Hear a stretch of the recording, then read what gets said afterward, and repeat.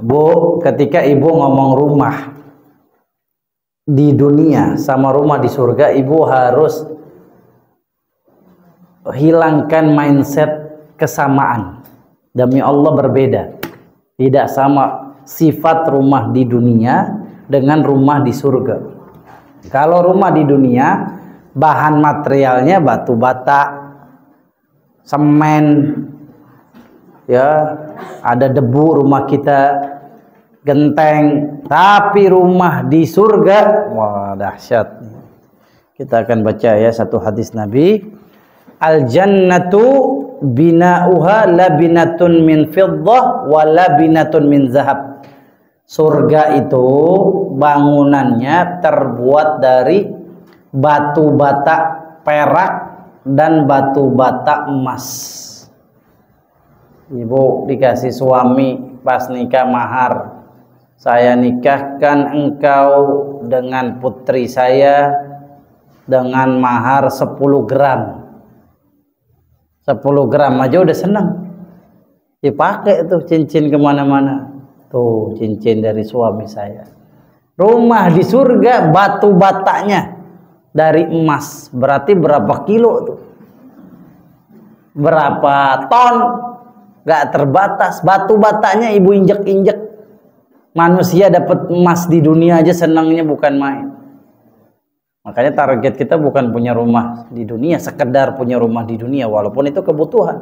Karena kita nggak mau meninggalkan anak cucu kita dalam keadaan miskin, nggak boleh. Ya Allah Subhanahu Wa Taala berfirman,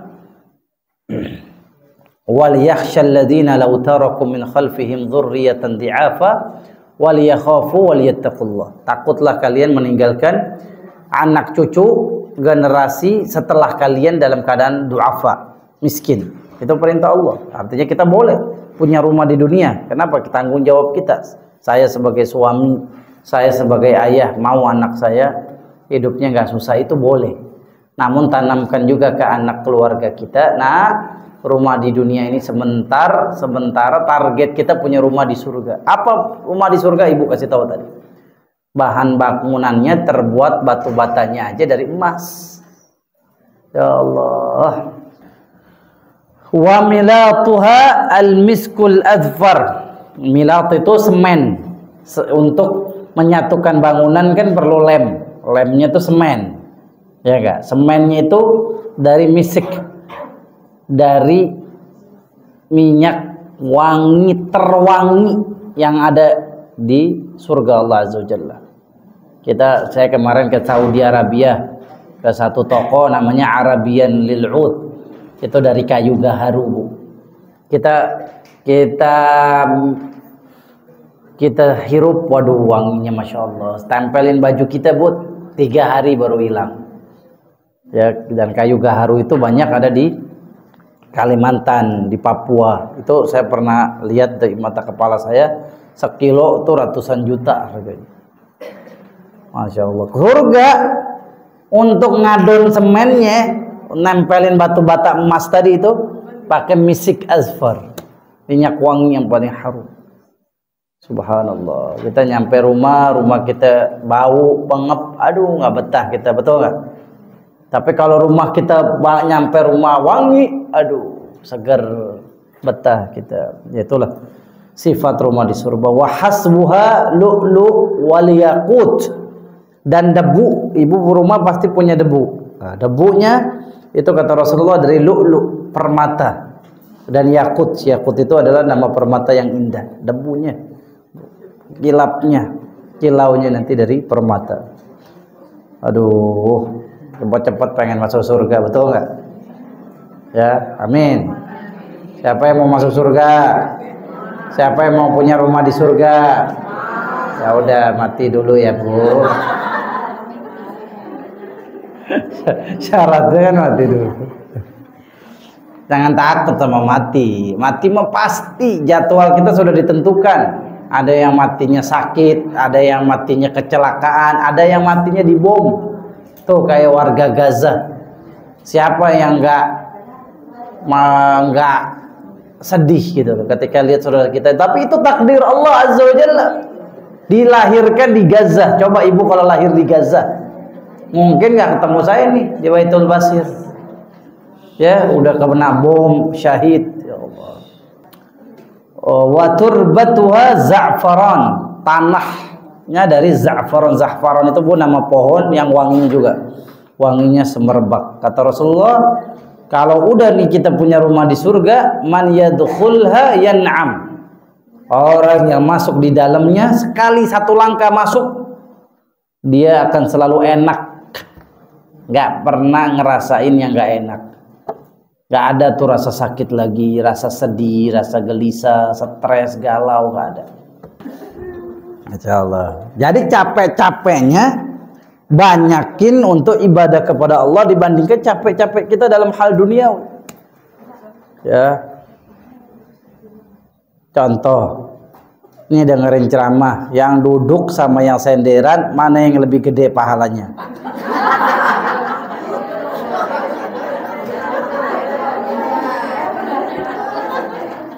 Gitu. Bu, nih, enggak, jangan tersinggung dong. Kita kan lagi ngomongin semakin nggak enak, Bu, semakin capek kita mempersembahkan ibadah kepada Allah, semakin besar pahala kita. Yang ngomong bukan saya, Nabi sallallahu alaihi wasallam, al ajru biqadari ta'abi. Pahala itu tergantung kadar ta'ab, capek, makin letih, makin gak enak ibadah kepada Allah, makin gede pahalanya. Jangan tersinggung. Ini Bu yang duduk-duduk di depan juga pengennya senderan ini. Betul Bu. Pengennya senang. Pengennya sender. Apalagi udah tua, mohon maaf nih. Hapunten, hampura. Ya, kalau sudah tua, tulang kita juga kadang udah nggak kuat. Ada kena penyakit namanya osteoporosis, pengkeroposan tulang. Ada lagi tuh pengkapuran. Iya, kapur. Ya, pengapuran. Subhanallahil azim. Makanya gak enak deh makin lama hidup di dunia. Udah, jadi kalau makin lama hidup di dunia gak enak, kumpulin amalan ini biar punya rumah di surga. Ustadz, memang ada orang yang masuk rumah di surga? Ada. Sudah dijamin, namanya disebut oleh Rasulullah SAW. Bahkan Allah Azza wa Jalla sudah sebut. Siapa namanya? Yang pertama, Asia bintu Muzahim, istrinya Fir'aun. Sudah punya rumah di surga. Dia sudah booking, sudah DP rumah di surga Allah. Allah abadikan ini di Quran surat At-Tahrim. Coba buka ayatnya, cari sendiri. Ayat 12 atau 13. Surat At-Tahrim ayat 12 13. Nanti saya bacain tafsirnya Ibu ya. Apa kata Asia bintu Muzahim? Bu, Asia bintu Muzahim hidupnya banyak gak enak daripada enak. Dia tinggal di istana, bayangkan. Tapi gak ada keimanan, bagi dia istana itu bagaikan kuburan. Jadi kalau rumah kita kecil tapi di dalamnya keimanan, itulah rumah surga. Rumah yang mengantarkan kita ke surga. Kita gak butuh rumah yang gede, tapi rumah kita di dalamnya dipakai buat sholat, dipakai baca Quran. Makanya kata Rasulullah, nawwiru buyutakum bi qiraatil Quran. Ya, terangilah rumah kalian dengan baca Quran. Rumah yang di dalamnya nggak ada Quran, kata Rasulullah, bagaikan rumah kosong yang nggak ada kebahagiaan di situ. Ya, Asia bintu Muzahim, Ibu bayangin, kaya raya, istrinya siapa yang nggak kenal Fir'aun? Ibu, Fir'aun gak hanya orang Islam yang kenal Fir'aun, orang kafir kenal Fir'aun. Ini nama gelar. Ya, nama gelar untuk raja di Mesir. Ya, diceritakan dia masuk ke dalam seorang yang bernama Ramses 11. Yang jenazahnya sekarang Ibu bisa lihat di Kairo. Ya, Allah abadikan tuh, lihat orang sombong. Punya istri beriman kepada Nabi Musa. Setiap hari nangis dia, ya Allah, kau zalim, ini suami saya tukang bunuhin orang. Apa kata Allah Subhanahu wa taala tuh di Quran? Masya Allah, surat At-Tahrim Ibu, tentang permintaan dari seorang wanita yang salihah, yang beriman kepada Allah Subhanahu wa taala. Rabbi ibnili indaka baitan fil jannah wa najjini min fir'auna wa amalihi wa najjini min qaumidz zalimin. Ya, ketika dia meninggal dibunuh oleh Fir'aun karena ngikutin Nabi Musa alaihissalam. Bayangkan istrinya aja dibunuh. Ibu saking hebatnya, enaknya hidupnya Asia bintu Muzahim sebelum dia masuk Islam, itu punya tukang sisir yang digaji cuma buat nyisirin rambut dia. Saya mau nanya, ibu nyisir nyuruh orang apa nyisir sendiri? Siapa nama tukang sisirnya? Asia bintu Muzahim. Yang ibu tahu namanya Masyitoh. Itu bukan nama. Nah, inilah pentingnya kita ngaji. Ya, kalau namanya saya juga Allahu a'lam, tidak disebutkan sejarah. Masyitoh itu artinya profesi. Jadi orang-orang raja zaman dulu itu punya namanya Masyitoh, tukang sisir. Saya mandi, sisirin saya ya, karena rambutnya panjang, bagus-bagus. Nah, kenapa ibu rambutnya suka rontok, nyisirnya sembarangan? Ya, itu Asia bintu Muzahim punya tukang sisir yang digaji sama Fir'aun. Cantik. Dia beriman kepada Nabi Musa, dia masuk dalam daftar orang yang dibunuh oleh Fir'aun. Ketika dia sakratul maut, dia berdoa dengan doa yang diabadikan Allah Quran surat At-Tahrim.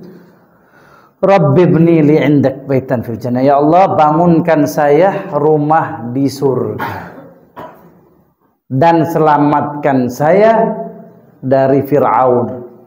Saya nggak butuh kekayaan, saya nggak butuh istana, saya butuh rumah di surga. Nah, kata para ulama tafsir, ketika dia berdoa dengan doa itu malaikat menyambut dia, roh dia. Nih rumah kamu di surga yang tadi kita sudah siapkan sih, kita sudah sebutkan sifat-sifat. Jadi Allah sudah memberikan rumah di surga buat dia.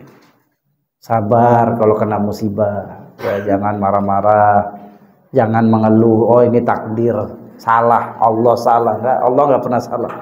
Allah nggak pernah zalim. Kalau dikasih sakit, alhamdulillah, ini nikmat untuk ngurangin dosa daripada saya diazab di kubur. Gak apa-apa di dunia terkikis. Karena tidak ada satu hamba pun dia ditimpa dengan sakit kecuali akan menghapuskan dosa dia. Kenapa? Allah kepengen ketemu dalam keadaan dia bersih. Allah ingin dia bersih, tidak punya lagi dosa. Makanya dikasih yang gak enaknya di dunia. Gitu. Tapi kita khawatir kalau kita kebanyakan enak di dunia, nanti gak enaknya di alam kubur. Alam kubur, aduh lama. Itu Fir'aun sampai hari ini kezaliman dia dibalas sama Allah di kubur 3000 tahun. Itu rakyat Gaza paling gak enaknya cuma 20 tahun yang mati syahid itu, Bu. Bayi. Nanti tuh Netanyahu, ya, tapi kita nggak tahu akhir hidup seseorang ya, bisa jadi dia juga masuk Islam. Ya, ibu ingat nggak Abu Sufyan yang bunuh para sahabat Nabi, ribuan dia bunuh, Bu. Akhir hayatnya masuk Islam Abu Sufyan. Punya anak Muawiyah, sahabat agung, Muawiyah bin Abi Sufyan. Siapa lagi? Ya, kemarin yang kritik bahwa Quran itu dia menghina Quran, menghina Nabi Muhammad, tuh di Belanda masuk Islam. Insyaallah ya. Ini rakyat Gaza pun nggak enaknya cuma 20 tahun, 30 tahun, tapi dikubur, Masya Allah ribuan tahun dia dapat nikmat kubur. Bahagia. Tapi orang-orang zalim dikubur ribuan tahun nanti akan merasakan ya azab yang sangat pedih dari Allah Subhanahu wa taala. Kemudian siapa lagi yang sudah punya kafling, booking rumah di surga? Siti Khadijah.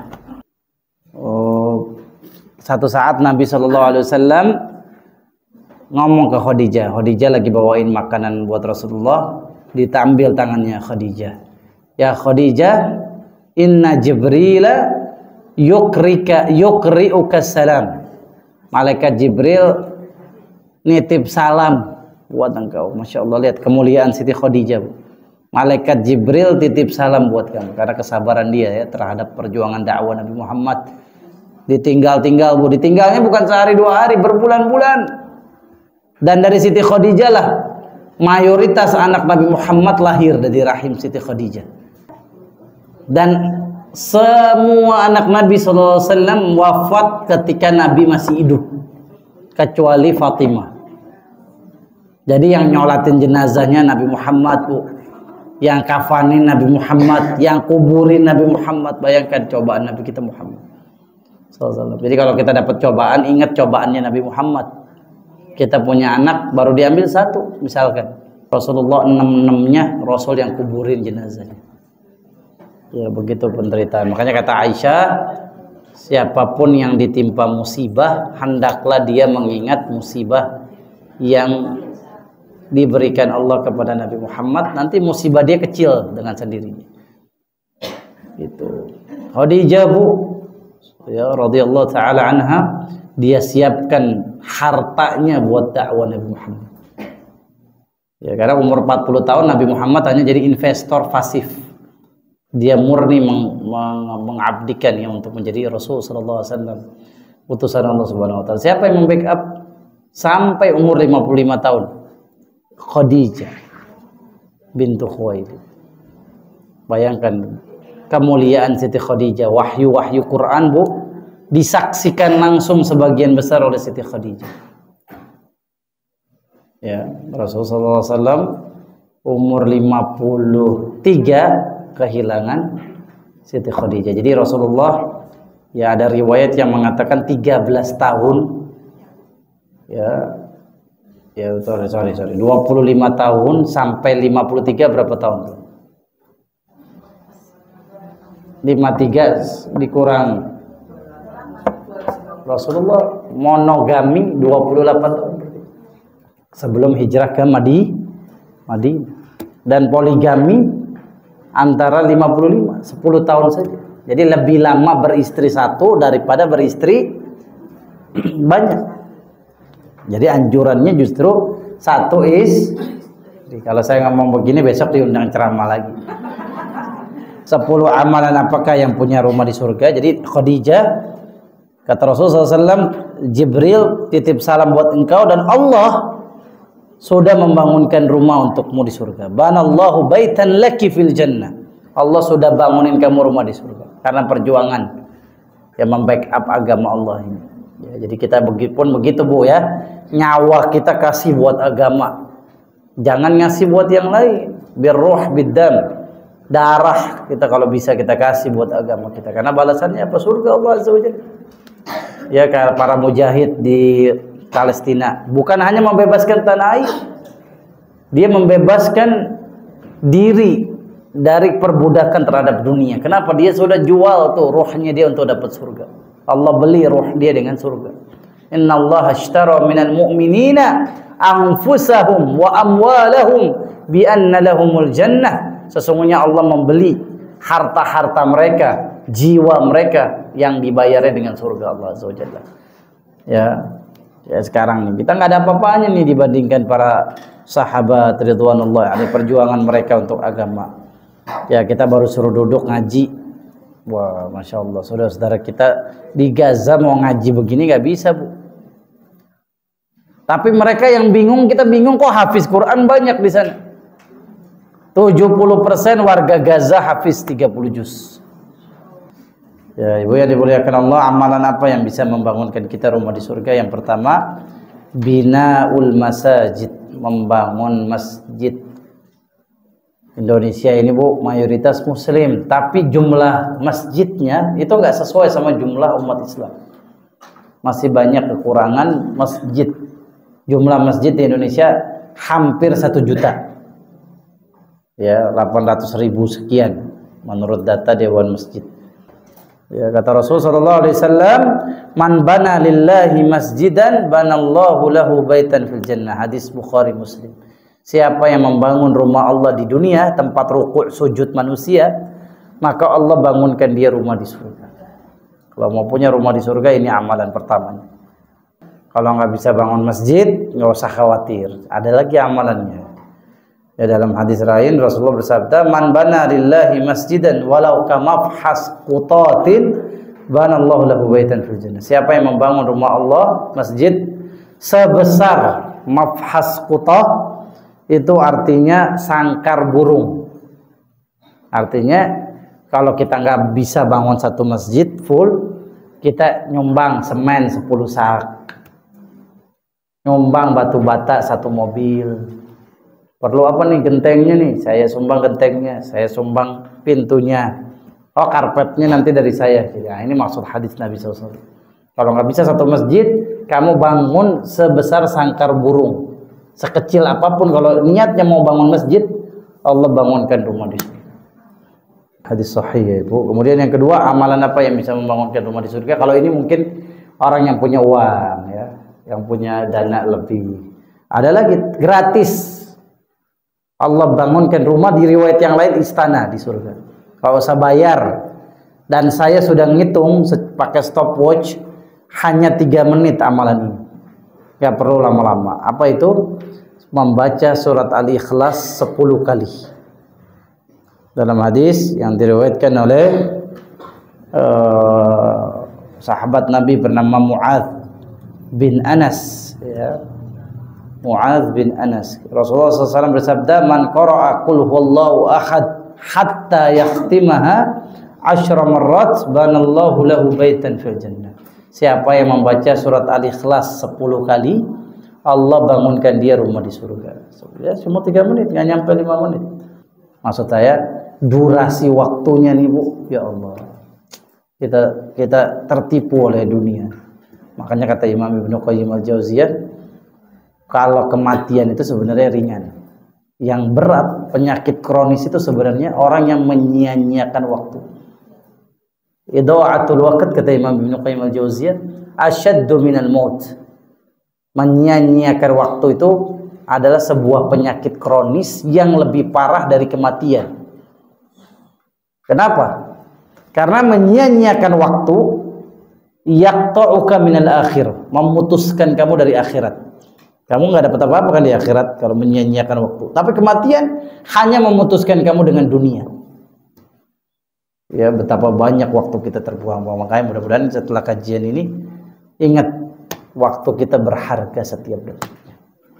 Itu penghuni kubur pengen dibalikin lagi ke dunia, cuma pengen beramal soleh.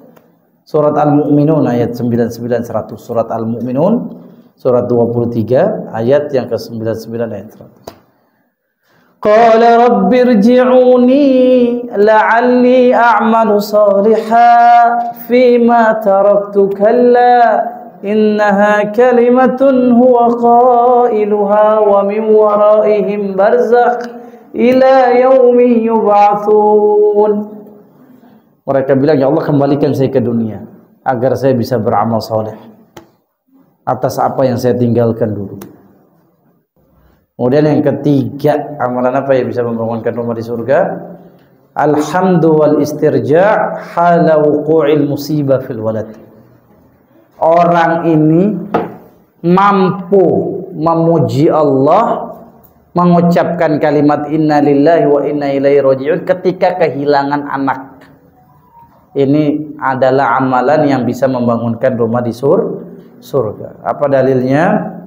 Ya, dalam kitab Riyadhus Shalihin, ya, Rasulullah SAW bersabda, "Idza mata walad al-'abdi, idza mata waladul 'abdi, qala Allah Ta'ala li malaikatihi, qabattum walada 'abdi, fayaquluna na'am, fayaqulu faqabattum thamrata fuadihi, fayaqulu na'am, fayaqulu madza qala 'abdi, fayaquluna hamidak wastarja'ak, fayaqulu ta'ala ibnu li 'abdi baitan fil jannah wa sammuhu baital hamd." Jadi kata Rasulullah SAW dalam sebuah hadis qudsi, ya, jadi hadis qudsi itu Bu, hadis yang disampaikan Allah tapi lafaznya Nabi Muhammad, beda sama Quran. Hadis qudsi itu secara konten itu dari Allah, namun lafaz yang menyebutkan Nabi Muhammad. Apa kata Rasulullah SAW? Kalau anak Adam itu mati, idza mata waladul abdi, anaknya seorang hamba, berarti kita fulan. Kalau kita belum takutnya nggak siap. Ada seorang hamba punya anak belum baligh, Karena waladul abdi disebutnya. Anaknya meninggal, masih kecil. Ya. Kemudian Allah tanya sama para malaikat. Allah Maha tahu. Allah nggak butuh nanya. Ini sebuah teguran buat kita semua. Informasi buat kita semua. Ketika itu Allah Azza wa Jalla tanya, wahai malaikat, kamu cabut anaknya dia tuh. Karena anak kesayangan kita, betul nggak? Betul. Ada nggak yang mau kehilangan anak? Ada nggak? Jangankan hilang, di mall aja nggak ketemu aja 5 menit, bisa nggak kita tenang nggak hati kita? Dicariin, ke satpam, dipanggil. Telah hilang Otong bin, ya, dicariin sama kita. Ini anaknya meninggal. Keadaannya gimana nih? Kata Allah Azza wa Jalla. Kamu cabut tuh bener. Samrata fuadi, lihat bahasanya Nabi Muhammad, buah hati, jantung hati itu anak. Berat, kehilangan anak tuh nggak gampang. Kata Allah Azza wa Jalla, bagaimana sikap dia ketika kamu cabut nyawa anaknya, putranya, putrinya? Kata para malaikat, hamidak, ini orang hebat, bukan imannya ecek-ecek, malah memujimu ya Allah, malah menyanjungmu ya Allah. Dia ucapin alhamdulillah, inna lillahi, anak saya milik Allah. Kalau Allah mau ambil berarti keputusan milik Allah. Saya cuma dititipin, bukan milik saya ini anak. Saya cuma SHT, sertifikat hak titip, bukan hak milik. Nggak ada hak milik. Ini anak saya titipan Allah. Dia malah ngucapin pujian. Subhanallah. Apa kata Allah kepada para malaikat?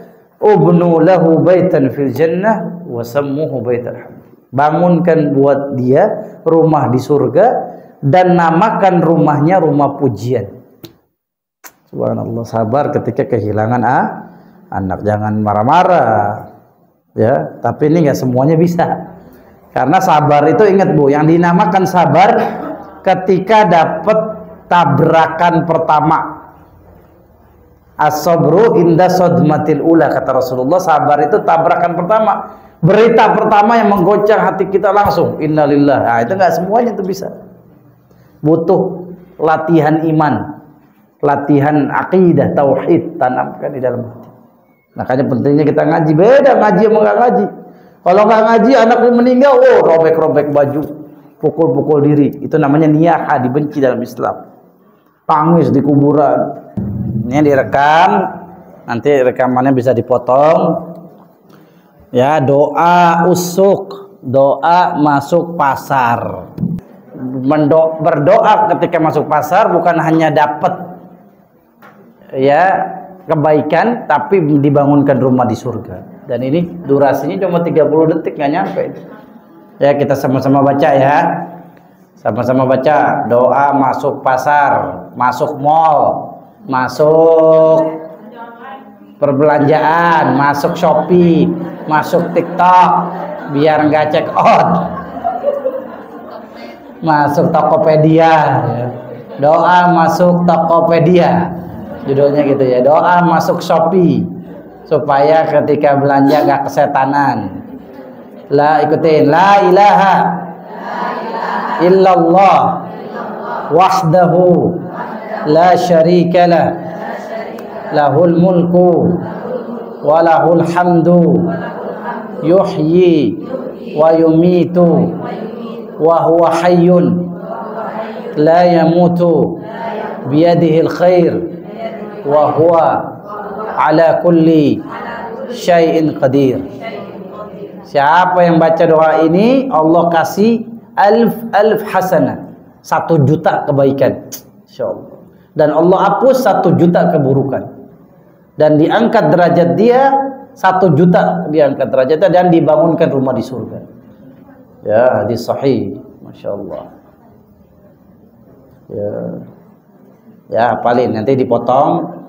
Doa masuk Shopee tadi ya, agar kita tidak berlebihan dalam belanja harta kita. Ingat, ngapain belanja? Udah 2 lemari kok.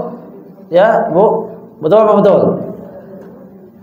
Nggak usah. Itulah hebatnya surga, Bu. Di surga, Bu, la tafna thiyabuhum. baju yang ibu kenakan tidak akan membosankan, akan selalu fashionable baju di surga. Tapi kalau baju di dunia kita kurang mood, berbeda mood.